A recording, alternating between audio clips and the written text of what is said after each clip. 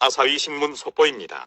아사히는 한국이 지소미아 연장을 일본 측에 통보했다. 미국의 요청 영향인가?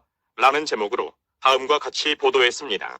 한국 정부는 22일 일본과의 군사정보 포괄 보호협정 지소미아에 대한 파기 방침을 철회하고 조건부 연장을 발표했습니다.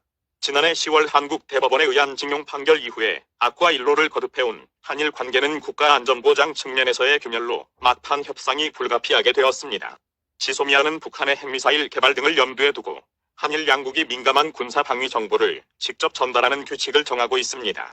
한국은 지난 8월 23일에 일단 일본의 파기를 통보하였고 이 통보를 철회하지 않는 한 오는 23일 저정에 만료 예정이었습니다.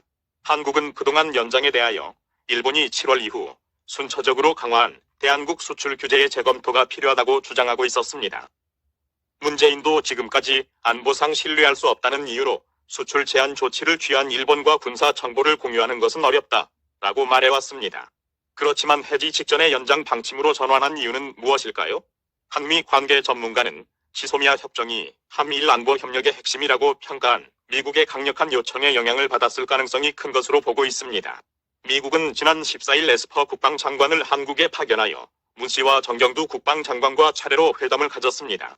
그때 미국은 협정 연장을 요구하는 동시에 내년 주한 미군 주둔 비용을 둘러싼 한미 협의에서는 올해 약 6조 원, 예전에 비해 5배의 방위비 분담액을 인상하여 회담이 결렬됐습니다. 다만 한국은 협정의 만료 직전 김현정 국가안보실 2차장을 워싱턴에 보내는 등 미국 측과의 협의를 계속해왔습니다. 그 결과 지소미아 협정에 대해서는 한국이 양보하기로 결정했을 가능성이 높습니다. 또한 한국이 일본 측과의 물밑 협상에서는 수출 규제 강화에 대해 지금까지 추진해온 고위급 회담 개최 등 합의를 얻은 것도 생각할 수 있습니다.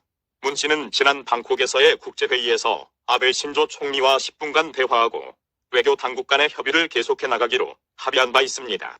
그 후 출연한 TV 프로그램에서 협정을 종료하는 사태를 피할 수 있으면 마지막 순간까지 일본과 함께 노력하겠다고 말하는 등 일본 측의 행동을 촉구한 바 있습니다. 이에 한국 정부는 종료 6시간을 앞두고 일본이 수출 규제를 일부 완화하는 조건으로 긴급 NSC 회의 열어서 연기하기로 최종 결정하였다고 발표했습니다. 사실상 종료 수순으로 가다가 막판에 분위기가 급반전된 것은 일본 측이 21일 오후 조건부로 수출 규제를 일부 완화할 수 있다는 뜻을 밝혔기 때문으로 전해졌습니다. 이에 대한 한일의 반응 및 정의팍 TV 논평입니다. 일본 정부 발표, 세계 규제 품목의 개별 심사를 하되 한국을 백색 국가에서 제외하는 것은 유지한다고 하여 일본의 입장은 변함이 없는 것으로 보입니다. 아베는 한국이 전략적 관점에서 판단한 것으로 보고 있으며 앞으로의 연대가 중요하다며 여지를 남겼습니다. 한국의 국방부는 지소미아로 정보교류를 지속하며 일본의 호응을 통한 정상화를 기대한다고 발표했습니다. 나경원 원내대표는 미 행정부는 전 세계 동맹에 대해 새로운 틀을 짜고 있다는 느낌이라며 한미동맹에서도 우리에게 더 높은 수준의 역할과 분담을 요구할 것이라고 말했습니다. 더불어민주당 대변인은 지소미아 종료 효력 정지에 대해 문 씨의 원칙 있는 외교의 승리라고 자화자찬했습니다. 스티븐 비건 미국 국무부 대북정책특별대표는 66년 된 한미동맹은 리뉴얼이 필요하다는 깜짝 놀랄 발언을 했습니다. 단순히 분담금을 올리는 차원이 아니라 한미동맹의 기능과 성격을 재조정한다는 것이 트럼프 정부의 목적인 것으로 보입니다. 그러게 소대가리 문 씨는 뭐하러 박근혜 대통령이 맺어놓은 지소미아 벌집을 건드려서 자신도 쏘여서 팔떡팔떡 뛰고 동네방네 꼴값을 떨고 해결한다고 국민 열세 펑펑 써가며 미국으로 일본으로 태국으로 쫓아다니게 하느냐는 말입니다. 그렇게 할 짓이 없습니까? 날이면 날마다 사고를 안 치는 날이 없어요. 머리털도 많이 빠졌던데 그냥 아무것도 하지 말고 연차휴가 또 쓰세요.